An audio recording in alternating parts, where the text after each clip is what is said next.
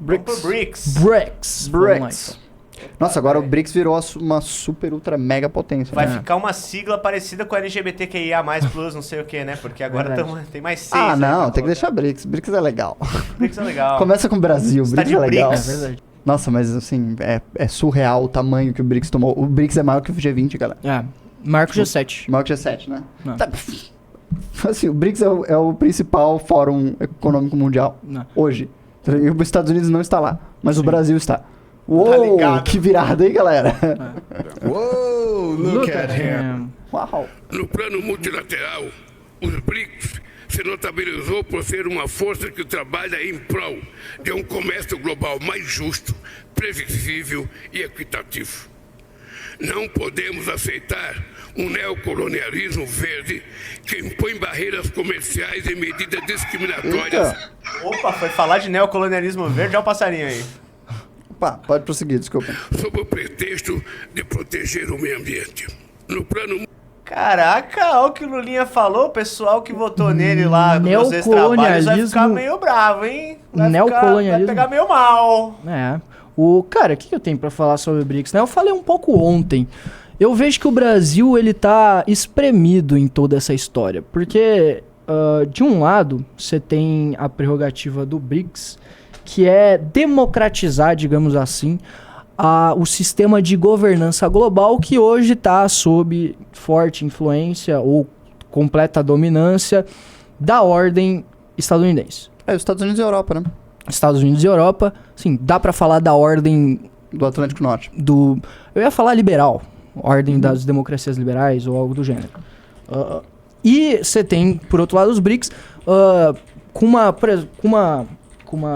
a barganha, por exemplo, do Brasil nessa questão dos BRICS é que eles entrem, por exemplo, no Conselho de Segurança da ONU de maneira permanente, né? Eles consigam um assento de maneira permanente. O que hoje me parece ser uma barganha muito fraca, sabe? Eu não acho que isso seja mais importante, interessante ou relevante para o Brasil, sabe? Não acho que isso seja tão relevante. O Brasil achava que isso garantiria que ele jamais teria seus interesses, né, atacados ali. Talvez seja interessante, mas o fato é que agora se abrem possibilidades melhores. A realidade é que essas economias que estão envolvidas no GRIP são as economias que crescem no mundo, as que crescem de verdade. E o Brasil tem que olhar para isso. Mais de 30% das exportações do Brasil são para a China. Sim. Então a relação diplomática tem que seguir a relação comercial. A realidade é essa. Menos de 10 são para os Estados Unidos. Sim. Sabe? Coloque as coisas na devida proporção. E esses países têm uma... Assim, eu vou ser um pouco idealista aqui, né? Porque a geopolítica nunca se dá nesses termos, em verdade.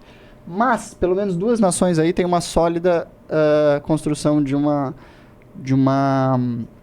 horizonte político internacional que seguiram mais ou menos à risca. O Brasil e a Índia. O Brasil e a Índia, eles sempre atuaram na diplomacia internacional, talvez os países que têm o melhor histórico nisso, como nações que garantem, né, a autonomia dos seus aliados e são muito...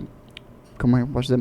Garantem a autonomia dos seus aliados e só tem relações multilaterais. Ou seja, nada é apenas e unicamente no seu interesse ou no interesse do seu bloco. Tudo é muito mais justo. Eu acho que o Brasil tem um ótimo histórico nas suas relações internacionais. Ótimo. Um dos melhores do mundo, conjuntamente com a Índia. E essa perspectiva de não se envolver tanto nos assuntos internos das nações, que eu diria que é a perspectiva que corresponde ao BRICS, que é formado em grande medida por ex-colônias, né, que são, portanto, países que têm uma certa missão anticolonial, pode vir a ser muito positiva para esse bloco. O que... Eu não sei, esse que é o ponto. Eu vejo que o Brasil, ele tá meio espremido em dois pontos. Um, nas relações internacionais entre os blocos, né? Porque hoje o Brasil aí tá... Querendo ou não, os Estados Unidos, ele ainda tem uma relação comercial muito forte com o Brasil. E é o comércio exterior que o Brasil tem com os Estados Unidos, por mais que hoje a balança comercial esteja negativa, ele ainda é mais favorável do que o comércio que a gente faz com a China, em termos de produtividade. A gente importa tecnologias melhores e etc. Então, e aí, enfim, tem todas as questões democráticas e coisa arada.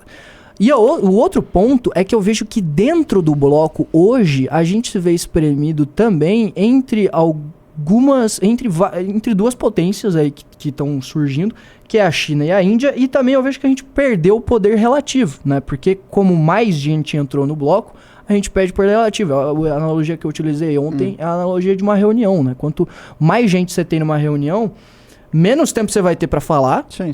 E a reunião provavelmente vai ser menos conclusiva. Né? Não vai ser produtiva a reunião. E aquela pessoa que mais tem tempo para falar na reunião, que no caso seria a China, é que vai guiar. Então hoje a gente estaria dentro de um projeto de poder internacional chinês. O que não sei se é interessante. Mas convenhamos que o Brasil não tem um projeto de poder internacional, entendeu? Então não é como se o Brasil tivesse grandes estratégias para implementar. Não, a nossa realidade é muito mais humilde.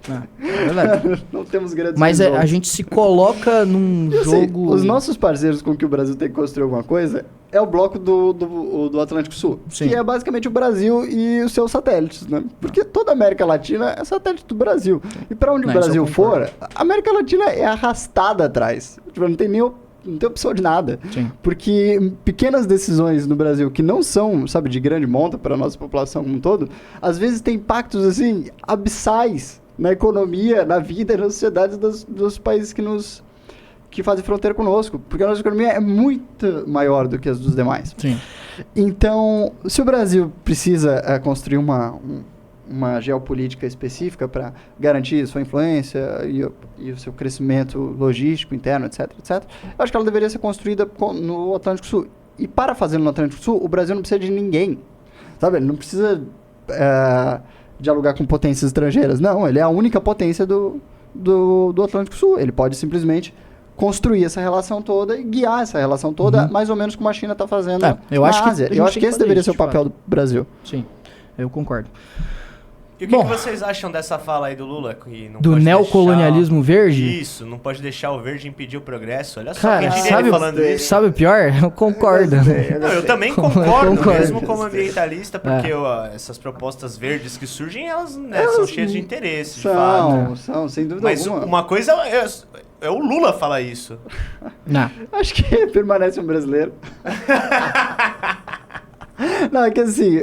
Poxa, a gente não pode ser tão trouxa assim, né, cara? Eu acho que a doutrina da política externa brasileira, ela se mantém independente de governos.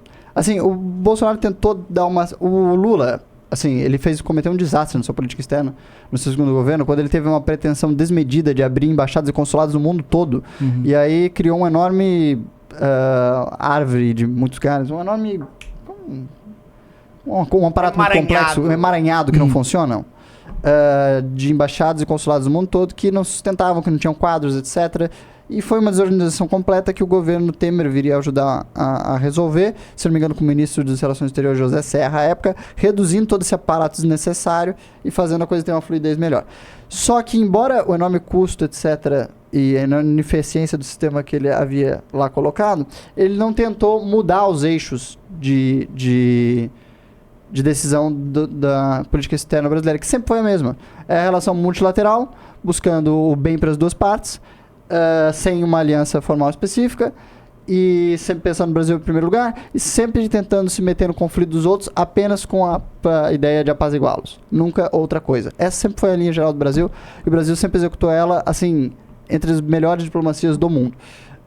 O Bolsonaro tentou mudar um pouco isso no sentido de construir uma aliança unilateral com os Estados Unidos, mas mesmo ele viu que isso não era uma boa ideia e regrediu à época. Então, assim, o Brasil tem uma bela doutrina e ela nunca mudou. E a parte dessa doutrina é não levar susto e não ser feito de trouxa na questão dos interesses ambientais amazônicos dos brasileiros. Isso não é teoria da conspiração, isso é patente, fato, né? Isso é um fato óbvio para qualquer pessoa que... Concordo plenamente. Nem vou comentar, porque é isso. E também porque não tem mais tempo